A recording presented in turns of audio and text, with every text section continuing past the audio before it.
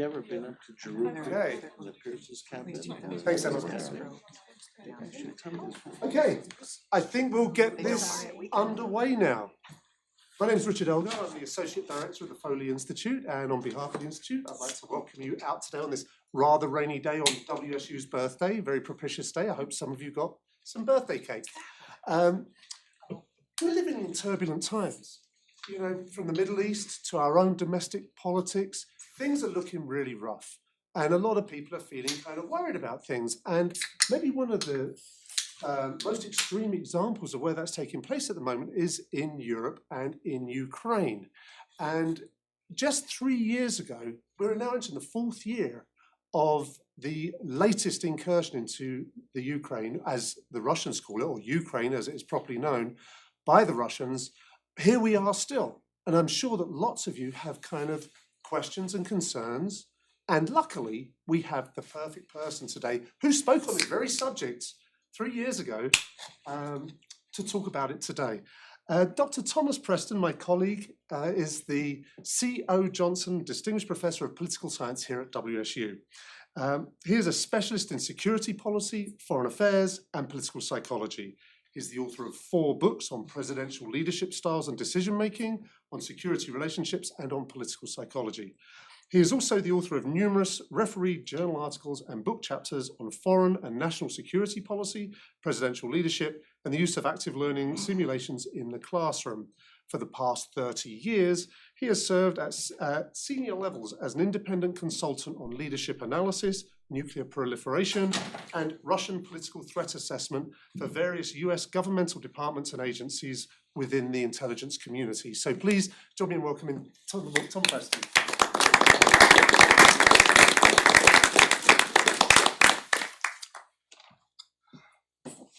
You know, George Orwell once wrote in his book 1984 about the Ministry of Truth, which would continually rewrite history to fit whatever policy or actions were supported by Big Brother and the party. While Orwell's protagonist, Winston Smith, who worked at the ministry, knew from his own memory that their Oceania, where he lived, had been allied with Eurasia as recently as 4 years ago. Now suddenly the party declared there had never been an alliance, that Oceania was at war with Eurasia, therefore Oceania had always been at war with Eurasia. And so history was rewritten. Certainly Vladimir Zelensky could be forgiven for feeling that he had slipped into the pages of 1984. In that recent press conference, as President Trump declared that he was a dictator, not the elected leader of Ukraine, and that it was Ukraine, the country ruthlessly invaded by Putin's Russia 3 years earlier, who had actually started the war. European allies could be equally forgiven as well for wondering how a United States that had created the post-World War II order, NATO in 1949, rebuilt Europe after World War II through the Marshall Plan, developed the world free trade regimes, promoted democracy and worked with the European Union to achieve 70 years of peace, even through a Cold War, now decreed that all free trade was unfair, that trade wars and tariffs should be levied on all of our allies, that the EU had been created to screw the US, that NATO was of no value, Article 5 negotiable, and that Putin could do whatever the hell he wanted with NATO allies who displeased Trump. I think it's fair to say that we have reached an inflection point, fork in the road, of either preserving the post-World War II order, our alliances, the stability and security they have provided, the economic system we created to benefit ourselves and stand with democracy against authoritarianism and dictatorships, or to cross the Rubicon, alone without allies, into a Hobbesian dog-eat-dog world of might makes right, where morality has no place in our policies, and we turn our backs on things that made America a beacon for democracy, freedom, and stability in the world. To be honest, this is not a talk that I ever imagined that I would need to give during my career, but here we go. First, we need to understand or recount some key events that have taken place regarding Ukraine in order to understand the current situation. Now, I've already given several talks on these issues both here at the Foley and at the World Affairs Council, and those are all available online, so I won't go too far into the weeds here. But why the Ukrainians want more ironclad security guarantees in current peace talks is totally understandable given the past. When the Soviet Union dissolved and ceased to exist in December of 1991, Ukraine not only found itself an independent country, but one that had inherited thousands of Soviet nuclear weapons, making it the third largest nuclear state in the entire world at the time. But after lots of pressure from the US and others pursuing nuclear non-proliferation goals, Ukraine finally agreed to sign the Budapest Memorandum in December of 1994, returning all of these nuclear weapons back to Russia in return for security guarantees by the US, Britain, and Russia to protect Ukraine's sovereignty and territorial integrity, as well as from all external military and economic aggression. So Ukraine has trusted hollow American and Russian security guarantees in the past, and these weren't worth the paper they were printed on. Think they'd like that nuclear decision back now? No doubt there never would have been a Russian invasion had they remained a nuclear state. For Putin's part, he has taken aggressive actions throughout the region in the face of NATO expansion during the late 90s into Eastern Europe and the Baltics. Putin continually attacked this as an existential threat to Russia. He called the collapse of the Soviet Union the greatest tragedy of the 20th century, and has openly talked about trying to reconstitute Russia's greatness by bringing the former Russian republics back into the fold. This legacy issue is part of Putin's motivation for invading and trying to absorb Ukraine currently. He became increasingly authoritarian as opposition threats at home increased, leading in recent years to the assassination of political opponents like Nemtsov and Navalny. He has used military force to support separatists in Moldova, Georgia, and Ukraine, occupying parts of those countries, while supporting authoritarian pro-Russian leaders in other neighboring states like Belarus. And when the Maidan protests in 2014 forced out the pro-Russian President Yanukovych in Ukraine, which Putin viewed as a Western coup, he occupied Crimea, later absorbing it into Russia, and sent troops to aid insurrectionists in eastern Ukraine. Now, these frozen conflicts in all these neighboring states prevented all of these states from moving into closer relationships with either the EU or NATO, which was Putin's goal.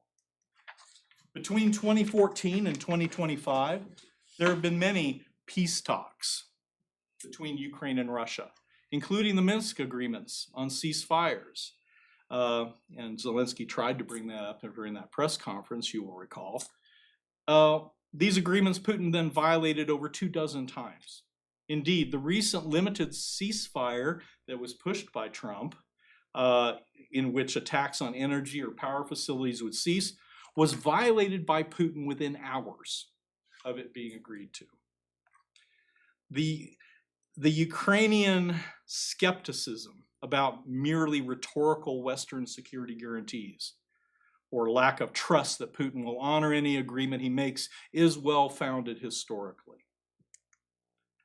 Of course, the full-scale invasion of Ukraine by Russia in February of 2022, which had the stated goal of overthrowing Kiev's government, installing a pro-Russian puppet regime, and annexing substantial parts of Ukraine, was further evidence of Putin's continued desire to restore Russia's former empire. It failed to achieve the success Putin and everyone else expected due to a combination of Russian military incompetence, dogged Ukrainian resistance along with Zelensky's leadership, and the efforts of President Biden and the European NATO allies to come to Kiev's aid with military and economic aid. Western Javelin anti-tank missiles, Stinger anti-aircraft missiles, and rapid delivery of additional military equipment and intelligence blunted the Russian advance and the war settled into a general stalemate that we've seen for the last 3 years, with Ukraine taking some territory back, but unable to necessarily break through, and Russia continuing sort of incremental advances in other areas. Over the past 3 years, the West slowly, and in my view, and I've said this before in other settings, way too slowly, provided more advanced systems to Ukraine. ATACMS, HIMARS, F-16s, Patriots, etc., really for fear of provoking a Russian overreaction. I would argue this was a mistake in retrospect, as Putin blustered threats with every delivery, but carried through with none of them. The Ukrainian counteroffensives of 2024 also fell victim to House Republicans in Congress, encouraged by Trump on the sidelines to oppose aid to Ukraine. This greatly assisted the Russian cause and starved Kiev of ammunition and materials needed to maintain its southern counteroffensive, which as a result eventually ground to a halt.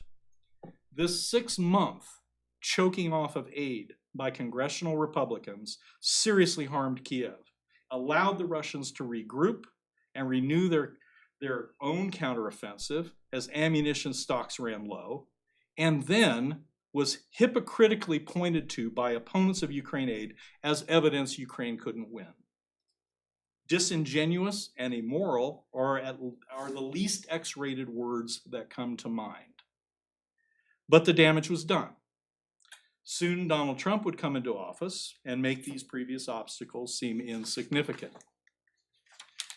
So what is the current situation in Ukraine, NATO, and the Western alliance, and the impact of the radically different Trump foreign policy? In only 8 weeks in office, it's fair to say President Trump has completely turned the post-World War II world order that has been led by the United States for 70 years completely upside down. Suddenly, America's foreign policy that had been built upon support for democracy and free trade, building and valuing alliances with allies, and confronting authoritarian expansionist powers abroad was gone. In his first term, Trump was deeply transactional, didn't value treaties and alliances with the international community.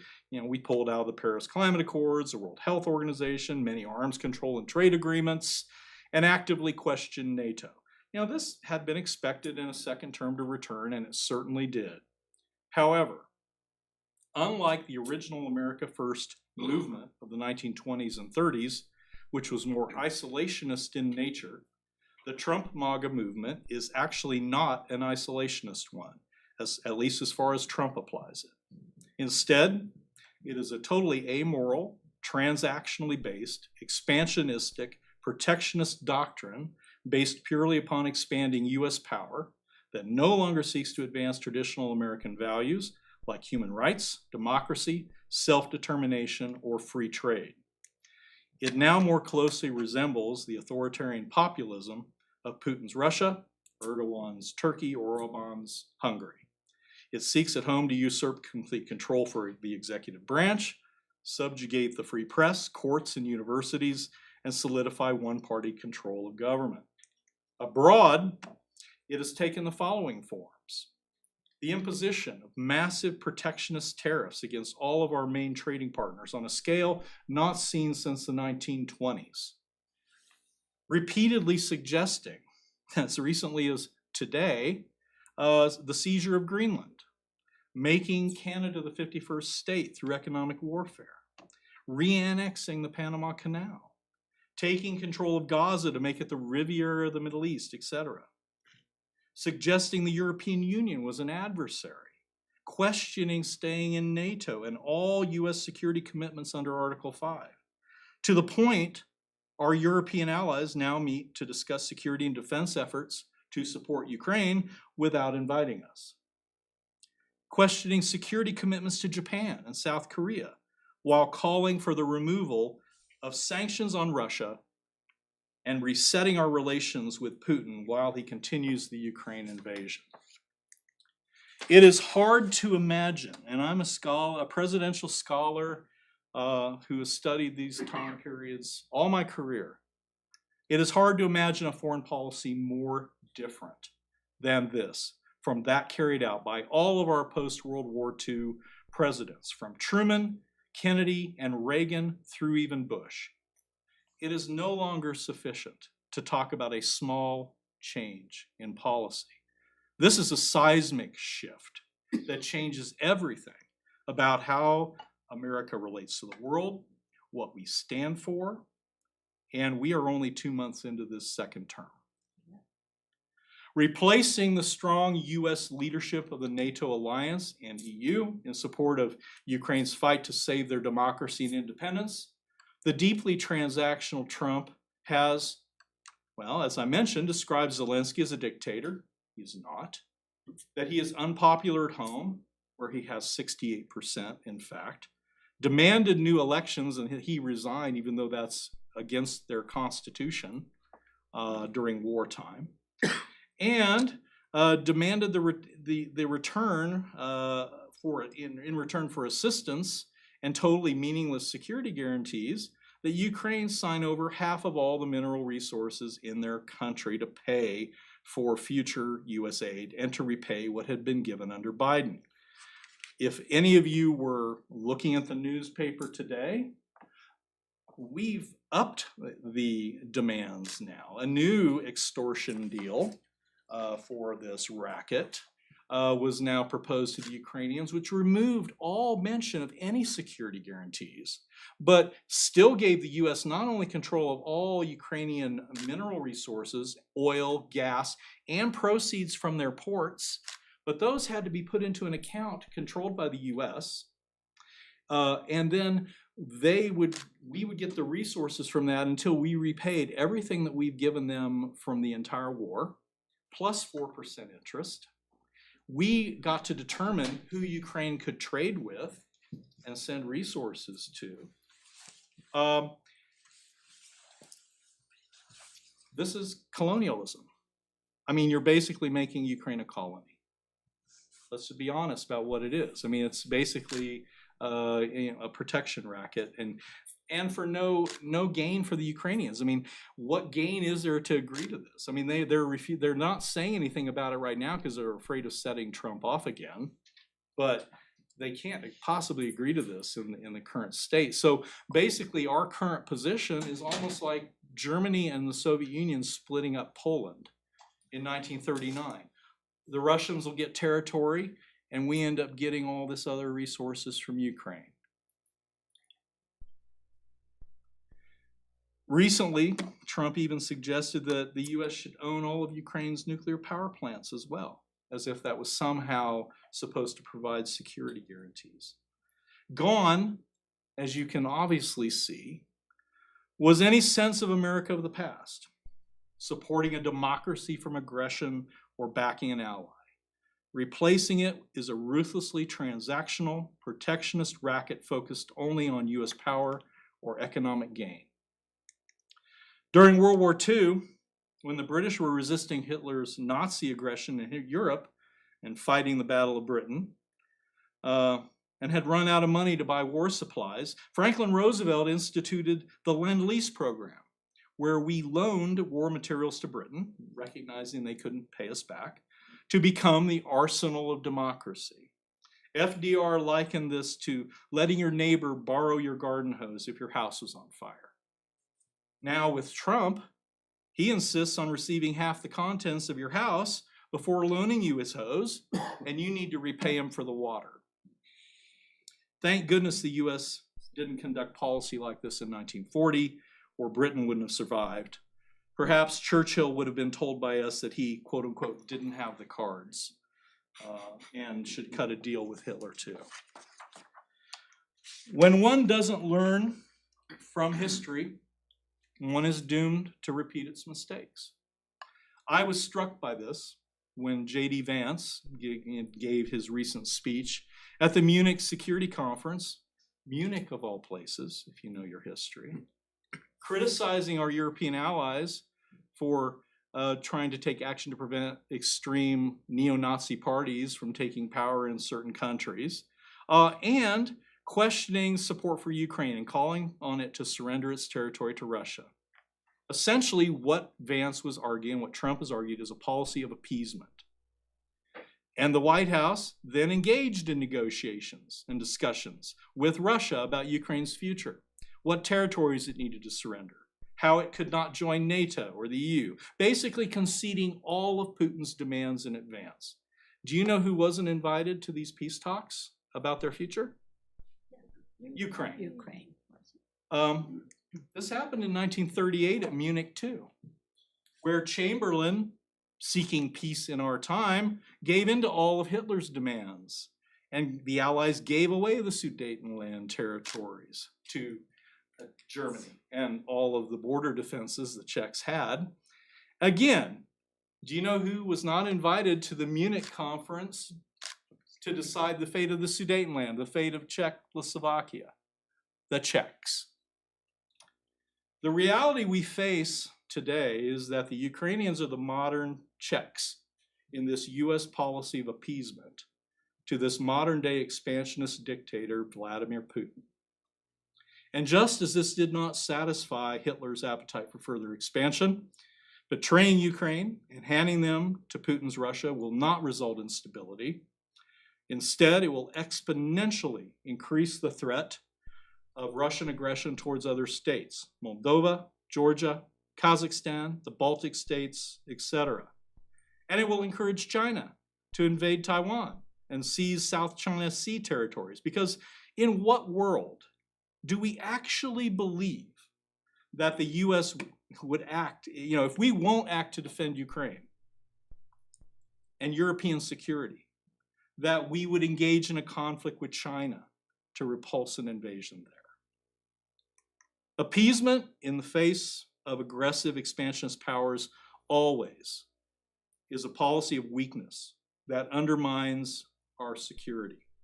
Standing up to aggressors, creating policies of deterrence, and reinforcing our allies and alliances, standing up for international law, and not betraying our own values is the way to protect our security. Without real security guarantees for Ukraine and continued pressure on Russia, Putin will never compromise. He plays the long game. I followed this guy for 20 years, ever since he came into office. We psych profiled him. We did all sorts of. He plays the long game. And now he has every reason to not make any concessions, to hold on and let the US policy of appeasement weaken aid to Ukraine enough to allow him to win. We have given Putin the aces in our card deck by this policy, ones that he didn't have before. So here's the inescapable realities.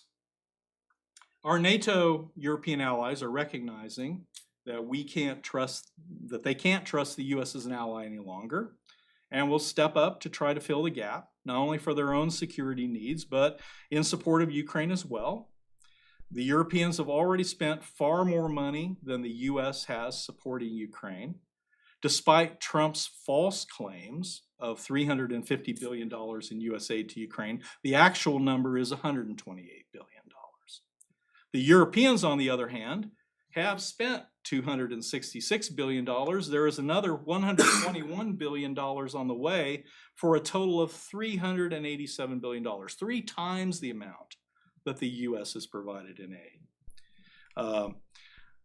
But in reality, and this is the problem, the reality is that a withholding of US American advanced weaponry and military intelligence can't be compensated for by Europe, even if they provide more economic aid. Ammunition for Patriots, ammunition for HIMARS batteries, those can't be replaced. The Europeans can't provide that. That has to come from the US. The Russians don't hold all the cards unless we hand them to Putin. Sanctions are impacting the economy, and the Russian military losses have been enormous. Almost 900,000 casualties and 10,000 tanks, to the point of Russia needing North Korean troops to fill in. With adequate Western military aid, a Russian victory is not assured. Trump's policy of appeasement encourages Putin to hang on and continue the war, despite growing costs that might otherwise move him towards peace. We are handing him a bottle of cold water during a long, hot marathon race, giving him every motivation to continue. Now, Ukraine has been subjected to atrocious war crimes by Russia, from indiscriminate shelling of cities and targeting of innocent civilians. I mean, this is no doubt an undercount, but well over 153,000 dead civilians at this point, and counting, to the abductions of tens of thousands of children who were taken away into Russia, probably never see their families again, to the displacement of over 10 million refugees during this war. And a Russian occupation would be worse. Putin has been indicted as a war criminal in The Hague for these atrocities, yet we are rehabilitating him. A year ago, the World Bank estimated that it would cost $411 billion a year ago to rebuild the damage in Ukraine. And Ukraine's prime minister actually quoted $1 trillion to repair all the damage in Ukraine. With the immense destruction that's occurred over the past year, you can probably double those figures at least. That's far beyond the $300 billion in Russian assets that were frozen in banks that are sometimes talked about as being used to help pay to rebuild Ukraine, especially, given that none of that would be available if Trump gets his way and forces the use of that money to buy additional U.S. weapons and ammunition and repay previous contributions. I have a few pictures here just giving you a sense of some of the destruction that's occurred in Ukraine. You can imagine the costs that would be required to rebuild this. Of course, money can't replace all of these people's lives and what has happened elsewhere, the destruction, the blowing up of the dam intentionally, flooding massive regions in southern Ukraine. So Ukraine will continue to fight because they have to. If they stop resisting, they will be absorbed into Putin's new empire. Their independence and democracy will be extinguished.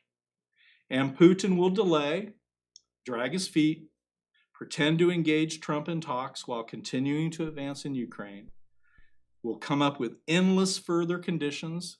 Many came out just today. In order to move forward to a ceasefire or a truce. All of this is just Putin playing the long game, dragging it out. The longer it drags out, the more to Russia's advantage it is, especially if we're not supporting Ukraine. He will play the long game of delay while Ukraine's situation becomes weaker and weaker because of delayed Western support. Unfortunately, Putin is likely to play this naive Trump administration like a fiddle in this regard, because they don't take assessments of Putin on board. And I know that we have warned Trump and his people about the nature of Putin and what his ambitions are, and these have been ignored. From personal experience, I can say that. Any peace deal, if we're going to make any difference here, look, any peace deal has to include real security guarantees, not the fake hollow ones suggested by the White House so far. There needs to be peacekeepers, arming Kiev so it can defend itself from future aggression, potentially allowing it to have closer ties with the EU. Yes, Ukraine is going to end up losing some territory in a future deal. That's inevitable. I think Crimea's gone, things like that. And NATO membership is probably impossible in the near term too. However, accepting Putin's maximalist demands of regime change in Kiev, no Western military aid or intelligence sharing, no future EU-NATO membership, a small army of only 50,000 that can't possibly defend itself. I mean, even after World War I, Germany was allowed 100,000 troops. 50,000 troops is nothing. And demanding the removal of all sanctions on Russia is, to our shame, if we agree to this, if we carry through with this policy that seems to be launching off the decks, it is, to our shame, a new Munich of 2025. Any ceasefire that doesn't include security guarantees and building Ukraine's defenses all but guarantees, I almost guarantee you this, that the Russians will then have time to regroup, rearm, and reinvade to finish the job sometime in the future, just as Hitler did to the Czechs in 1939. And on that high note, let me open it up for questions, Q&A. Yeah.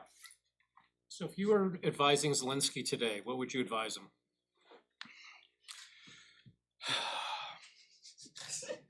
Focusing a lot of his attention on building relationships with the EU and the Europeans, and recognizing that, I don't think meaningful assistance is going to come from Trump. In all honesty, now they're trying not to overreact to the new demand for minerals and all that just came out this morning. Which I think is smart, but as long as the U.S. isn't willing to be serious about engaging in providing any security guarantees to the Ukrainians whatsoever, or being willing to, there wasn't even a request. The Europeans weren't even requesting American boots on the ground. They were just asking for, intelligence sharing and logistical support and providing the additional weaponry. If we're not even willing to do that, I don't see us as a serious player. I see us as part of the problem, not as part of the solution. Really, a lot of the aid and a lot of the assistance that Zelensky can hope to get and is actually getting. The Germans and the French and others have actually been expediting weapon shipments to Ukraine as recently as yesterday. So, I don't have any great advice to give Zelensky because he's in a bad place. And we've helped put him there. He shouldn't be in that place. If we were actually conducting the sort of foreign policy that previous American presidents would have conducted, we would not be having this conversation this afternoon. Do you know if he's made any attempt to approach, the EU, Europeans in general, to? Are you talking about Zelensky? Zelensky. Yeah, he has.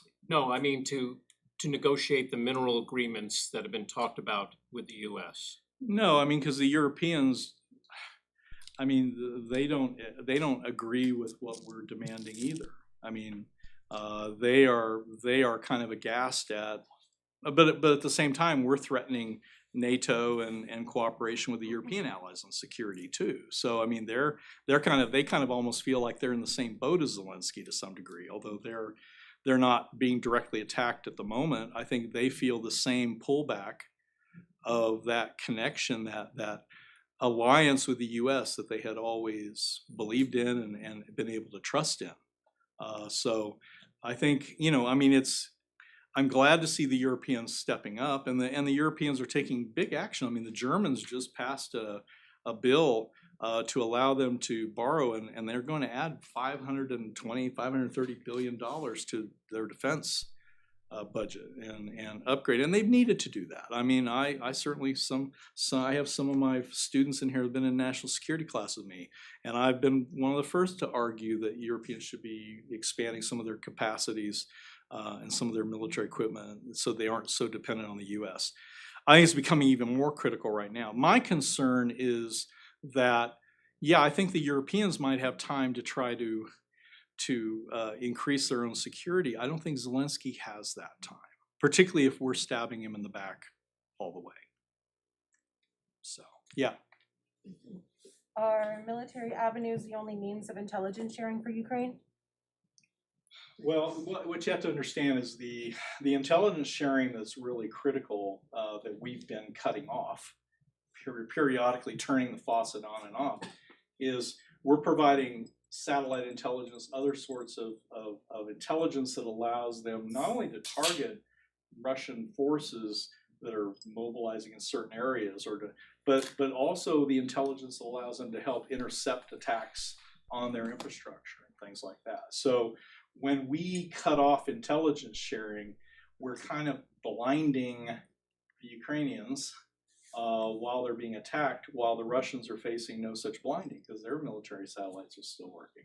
The Ukrainians depend on Musk's satellites for military communications, and he's threatened to turn those off. Well, you know, if you know much about military affairs, I mean, one of the best ways to attack your opponent is you can blind them and not allow them to be able to understand operations on the ground. So, you know, that sort of intelligence gathering, I mean, the Europeans don't have a comparable assets to provide that. So when we withhold that, it isn't something, you know, even if the Europeans provide more aid, you can't replace that, just as you can't replace, well, those Patriot batteries are knocking down some of those Russian missiles and things that are targeting the power plants and civilian targets in Ukraine. Well, if we don't provide the extra ammunition, those Patriots are just empty guns, right? So that's the concern. There's just some aspects of the American assistance that can't be replicated or replaced by the Europeans, certainly not immediately. And the need for it is now, not 6 months from now, not a year from now, not 2 years from now. Yeah, I'm wondering, like, do you think our more kind of transactional and kind of not very interventionist policy towards Ukraine, and then like drawing in from the rest of the world, do you think that's that kind of posture is going to be gone when Trump's gone, or do you think it's somewhat here to stay for the future? Well, Which you do know, think's I mean, kind of more likely. The concern that I have is that you can't, you know, this world order was created over a 70-year period, and if you tear it all down, you can't just immediately reconstruct it, you know, and some of this damage is going to be irreparable. So, and I'm not sure that, like, as I said, I mean, Trump doesn't sound that much like an isolationist. It sounds like he's an isolationist if he's not getting the transaction he wants. But he's quite prepared to be expansive and, oh, we're going to get Greenland no matter what. Said it again today, even after the embarrassment of the Vance trip kind of getting sabotaged by the Greenlanders not wanting him there. How much damage are you, I mean, are alliances or allies going to trust you? I mean, even if you have a different president come in and maybe it's not a MAGA, you know, like successor, well, if you're the British Prime Minister or you're the German Chancellor, well, okay, it's the same reaction the Iranians had when we tried to restart the Iranian nuclear deal, right? They're saying, well, you know, you signed this, but what's to stop the next president 4 years from now from like totally breaking this agreement? You know, why can we trust America's word? Well, why should our allies? I mean, I have real trouble believing how a lot of our allies are going to trust us after this. You can only stab so many allies in the back before others kind of go, I don't know if we can trust them to kind of have our backs, you know. Same kind of vein. A lot of the things you said he was doing to bolster U.S. like strength and standing or whatever, do you think that a lot of the things that he's doing effectively does that, or do you think it's doing it for No, it's doing the exact opposite. It's doing the exact opposite. I mean, you know, if you really are trying to, you know, make America great again and increase American power, and you had a book saying, here are the 10 steps you need to take, none of the steps that he's doing are part of that list. seem kind of like They are counterproductive. I mean, you know, so. And then another one would just as a tack on is, how do you fight against like the like you highlighted that it was within 2 hours after he signed the ceasefire. Well, the conservative media went off on saying he should be given the Nobel Peace Prize. He should, like, 100%. Like 2 hours later, they were dropping bombs again. But during that same period, there was the like information fed into he's the peace person of the world. Like we should appreciate everything Donald Trump's doing for us. Like, how do you fight against this sort of, no, that's not the reality. Our reality is that. Yeah. Why do you think I started the lecture off with a reference to Orwell in 1984? Yeah. In the Ministry of Truth.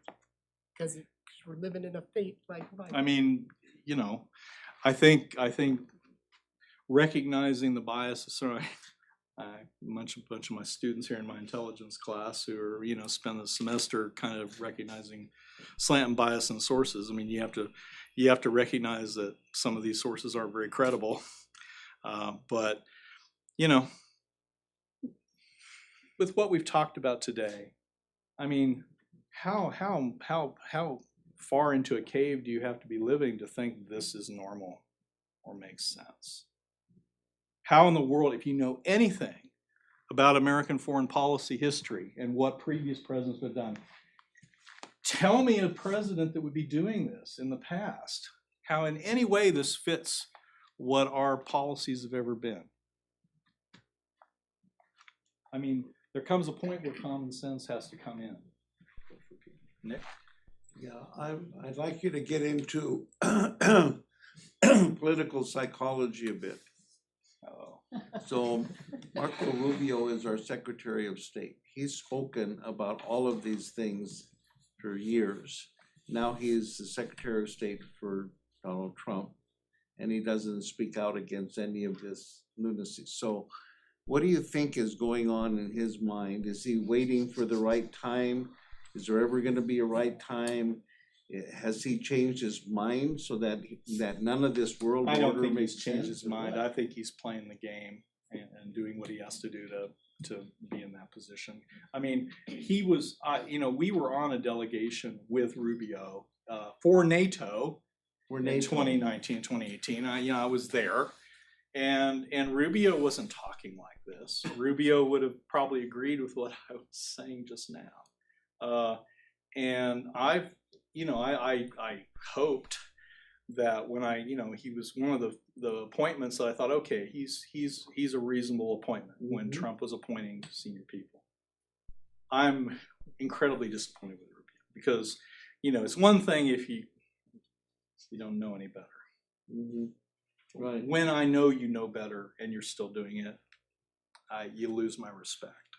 So I think he's, and I don't think he's happy about it. I mean, he's kind of a shadow Secretary of State. I mean, gosh, Right, there's all kinds of people I doing. mean, the stuff that a normal Secretary of State would be doing, Rubio's not the one doing it. So probably because he doesn't necessarily agree with it. I don't know. I can't get into his head.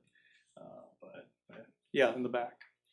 Yeah, real quick. I was a couple minutes late, so I apologize if you went over it. But while I can see an argument for the Russia-Ukraine conflict existing pre-Crimea in kind of like a Cold War sense, I think the physical tension started in 2022 officially. That predates the The second invasion happened. The invasion, right? It predates the second Trump presidency by 2 years. What do you think the previous administration did right, and what do you think they did wrong in regards to the Russia-Ukraine conflict? Well, if you're talking about Biden, the Biden years, well, I mean, I think Biden deserves a tremendous amount of credit for I mean, there was a lot of repair that needed to be done because NATO relations were really damaged during the first Trump term, and I know this from just having interacted with some Europeans who were at NATO conferences in Europe during the Trump period where we were kind of going, okay, don't listen to it. We're not walking away from NATO. We still Article 5, all of this. So, there was a lot of distrust necessarily about where are we going. Biden did a great job getting the allies together. He did a good job getting aid and really helping I mean, a lot of the reason the Russian invasion failed was because of all the weaponry and of the aid that we expedited to the Ukrainians. That being said, I disagreed during the time, and some of you have heard me say this, and I think I said it at a talk here at Foley after the invasion. I felt that they were too hesitant. I felt that the aid was too much slow walked. I advocated for pushing more aggressively. I mean, I would have sent ATACMS to Ukraine a year and a half before they were sent. I wouldn't have been shy about doing the F-16s. I wouldn't have been shy, but I guess I'm tempered by I'm a political psychologist too, and I'm a Russia scholar, so I have a real good read on Putin. So I don't necessarily trust, that he's going to just be satisfied with certain things. He's acting exactly how you would predict him to act. All the maximalist demands, all of this stuff that he is doing. We predicted this. I've predicted this. So I think the Biden people were too cautious. If I was to be a critic and say, well, Putin was always going to complain about whatever aid we gave. He was always going to say, "Oh, that's a red line." Yeah, right. In the same way that we were worried about Russia and nuclear, World War III and nuclear use, Putin is too. The Russians are too. Deterrence is a two-way street. So I think there was a lot more runway that we had policy-wise than we took advantage of. But some of the problems that happened during Biden were not Biden's fault. I mean, the Republicans did everything they could to block aid to Ukraine and slow walk it as well. So between Biden being cautious and the Republicans throwing wrenches into the gear, there was a lot of aid. And the sad thing is there are times where, you can't replicate a moment in history again. I mean, there was a real opportunity had we been providing the appropriate aid to the Ukrainians when they were doing that southern counteroffensive and they were making progress. Just some more aid might have helped them to break through, and instead they got choked by the House Republicans, and they were kind of slow walked some of the other aid by Biden. So I think there's blame to go around. But yeah, so I mean, don't take my comments about the current administration to suggest that I think the other administration handled it perfectly, because they didn't.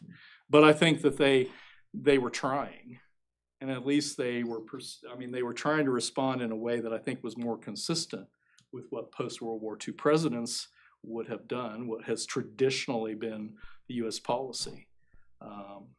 So, yeah. Hey Tom, thanks for the talk. I'm not an IR scholar by training, but I wonder if you can comment on the academic literature around maybe the Russian security perspective of NATO expansion post-1991 collapse.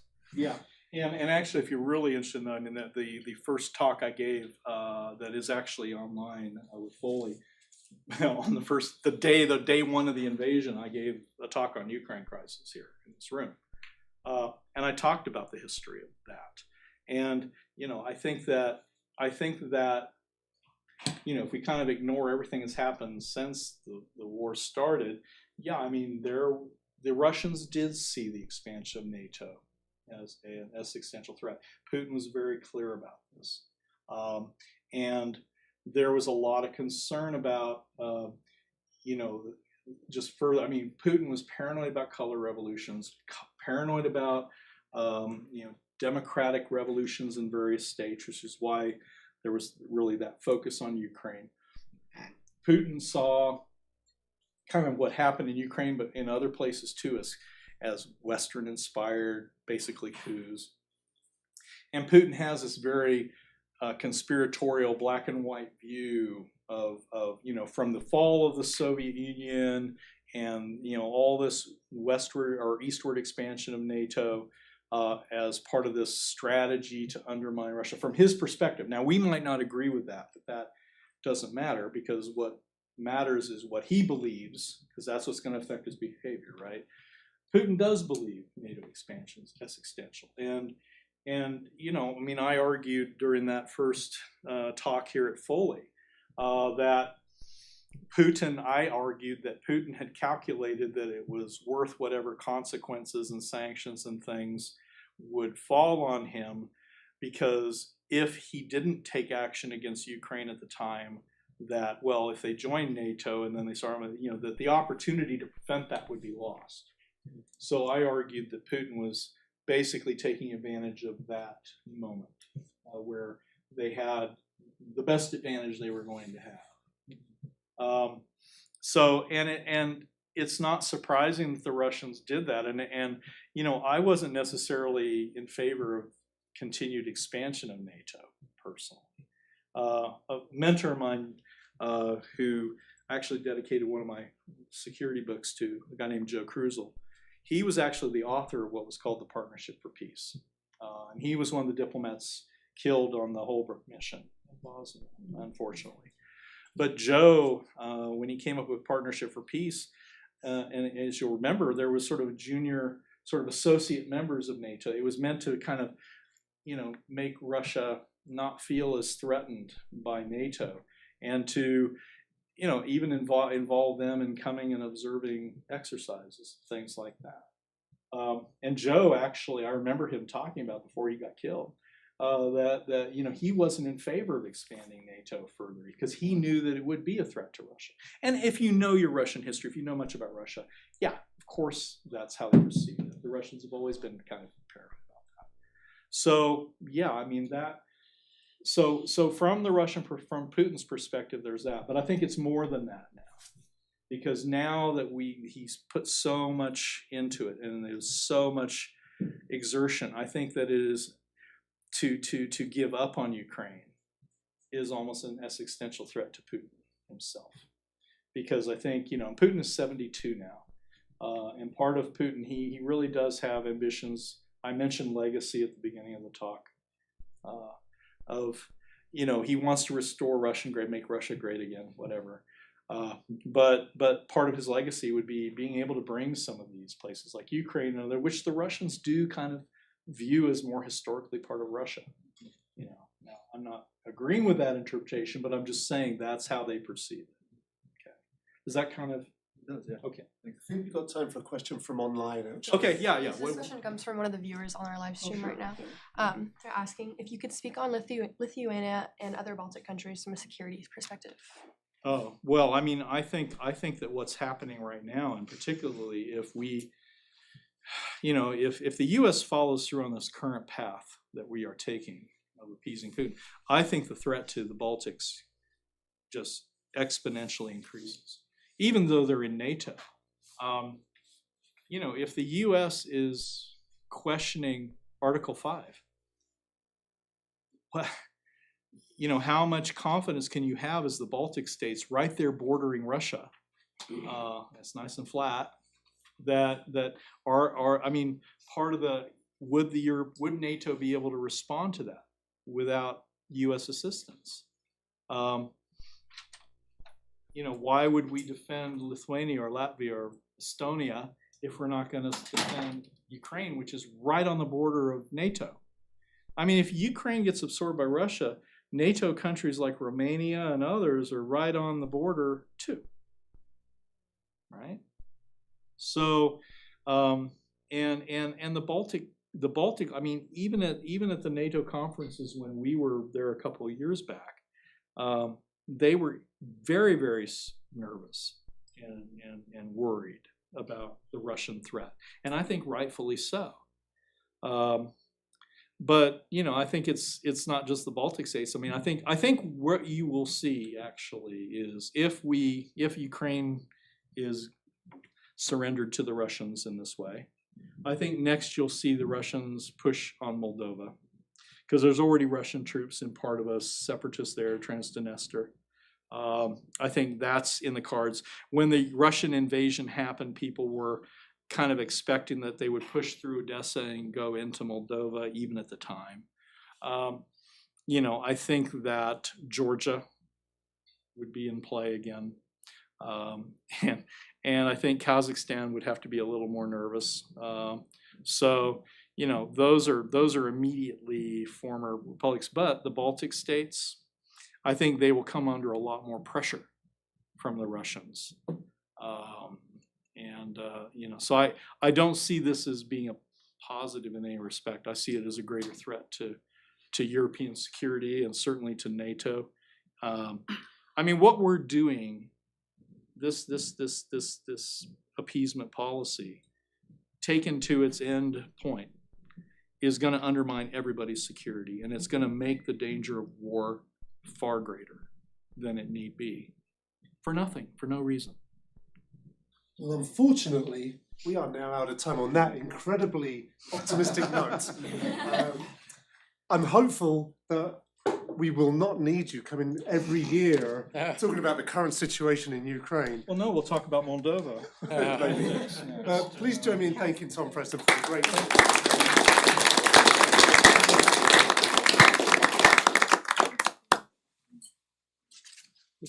Thank you all. I wonder whether you went far enough.